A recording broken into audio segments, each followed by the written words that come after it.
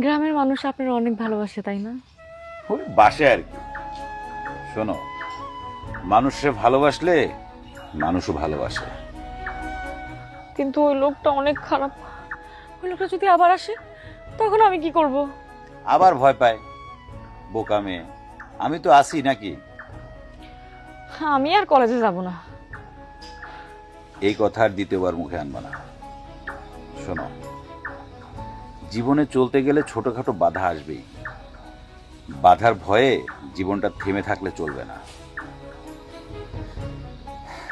আমি আমার বাবার ব্যবসা ছেড়ে নতুন করে শুরু করছি না, নতুন ব্যবসা দাঁড়া করাচ্ছি। তোমাকেও জীবনে প্রতিষ্ঠিত হতে হবে। সত্যি? আমরা কি পারবো? অবশ্যই পারবো। আমাদের মাথার উপর উপরওয়ালা আছে, আর হাজার মানুষের দোয়া ভালোবাসা আছে। আমাদের পারতেই হবে। জীবনে মনে হয় অনেক বড় পুণ্য করছিলাম, যার কারণে আপনারা আমি স্বামী হিসেবে পাইছি। আমি কিছু করি নাই। যেগুলো করেছি এগুলো স্বামী হিসেবে আমার দায়িত্ব, কর্তব্য। সারা জীবন আপনার বুকে এরকম একটু জায়গা রেখেন আমার জন্য, তাতেই আমার হইব। তুমি সারা জীবন আমার বুকের মধ্যেই থাকবা। আমার জীবন তুমি, আমার মরণও তুমি, বুঝছো? জি, আপনিও।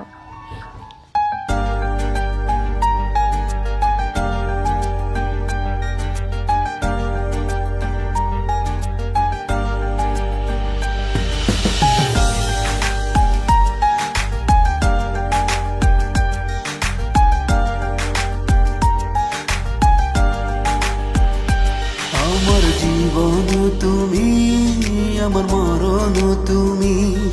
আমার জীবন তুমি, আমার মরণ তুমি। একটুখানি জায়গা দাও না বুকেরই ভেতর। আমি বাঁধবো একটা ঘর, সেটা থাকবো জনম ভর। আমি বাঁধবো একটা ঘর, সেটা থাকবো জনম ভর। আমার জীবন তুমি, আমার মরণ তুমি। আমার জীবন তুমি, আমার মরণ তুমি। একটুখানি জায়গা দাও না বুকের ভেতর। আমি বাঁধবো একটা ঘর, সেথায় থাকবো জনম ভর। আমি বাঁধবো একটা ঘর, সেথায় থাকবো জনম ভর। আমি বাঁধবো একটা ঘর, সেটায় থাকবো জনম ভর। আমি বাঁধবো একটা ঘর, সেটা থাকবো জনম ভর।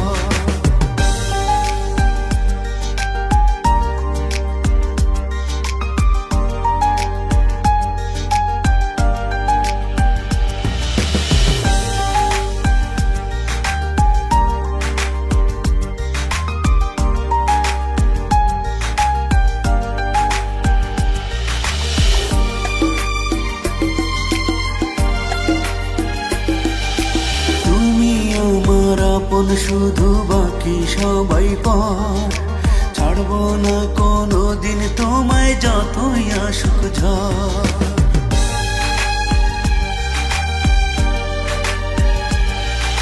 সৃষ্টিকর্তার পরে তুমি আমার কাছে দামি।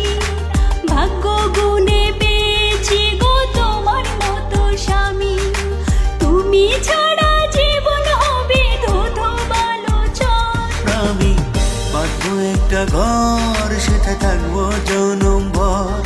আমি বাঁধবো একটা ঘর, সেটা থাকবো জনম ভর।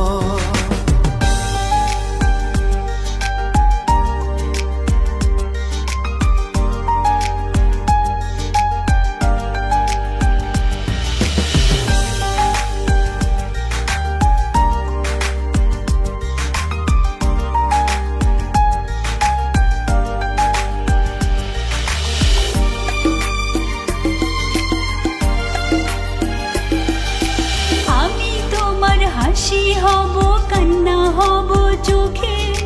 শত বাধার পরেও আমি পেয়েছি তোমাকে।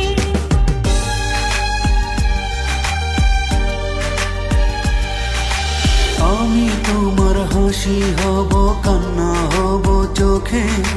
শত বাধার পরেও আমি পেয়েছি তোমাকে। তুমি ছাড়া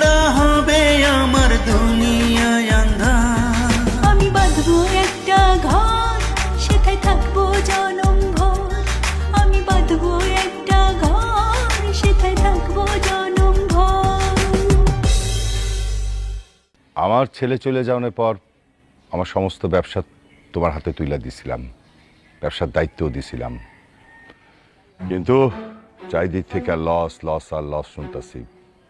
এদিকে ব্যাংকেও ঋণের বোঝা বাড়তেছে। সমস্যা কি ভাই জামাই? আব্বা আমি তো চেষ্টা করতেছি। আপনার ম্যানেজার আপনার কোম্পানি চাকরি ছেড়ে দিছে, এখন সে নাকি আপনার কোম্পানিতে চাকরি করবে না।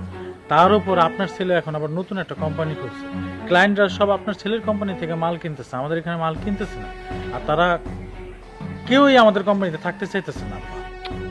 পুরাতন কর্মচারী চলে গেলে তো ঝামেলা পড়ে যাব। ওগো কিভাবে রাখা যায় সে ব্যবস্থা করো, কথা বলো, মিটিং করো, কোনোভাবে ব্যবসাটা কিন্তু লস করানো যাইব না, ব্যবসা ঠিকঠাক রাখতে হইব। একটা কথা মনে রাখবা, এই ব্যবসায় যদি ফেল মারি না, তাহলে আমার নিজের ছেলের কাছে আমার পরাজয় হইব। এই সংবাদটা আমি শুনতে চাইতেছি না বাবা। আব্বা আপনি কোনো চিন্তা করেন না, আমি যে এখানে আছি এখানে আপনার চিন্তার কোনো কারণ নাই, আপনার ছেলে তো আছে, তাই না? হ্যাঁ সেটাই। সবকিছু হইতাছে ওই মাইয়ার লিগা। ওই মাইয়ার যদি একটা শিক্ষা না দেওয়া যায় না, তাহলে কিছুতেই হইব না। শিক্ষার জন্য তো লোক ঠিক করছিলাম, কিন্তু শিক্ষা দিতে গিয়ে উল্টা শিক্ষা পায় আইছে। আব্বা তুমি বোঝো নাই, ওই মাইয়ার জীবন হইল ওই মাছের জান, ও সহজেই বাড়ি থেকে যাইব না। ওরা সাইজ করার জন্য আমি যথেষ্ট, আমি যাইতেছি সাইজ করতে। আম্মা তুমি চলো আমার সাথে, ওরে আজকে দেখা মজাটা। এই তোমরা কই যাইতেছো? তোমাদের যাওয়ার দরকার নেই, যা করার বাইরের লোকজনরা করবে। তুমি চুপ থাকো, তুমি বেশি বোঝা। বাইরের লোকে কি করবে? যা করার আমি করব। আম্মা তুমি চলো আমার সাথে, চল।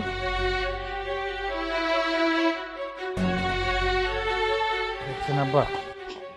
আচ্ছা দেখি, আসো ভিতরে আসো।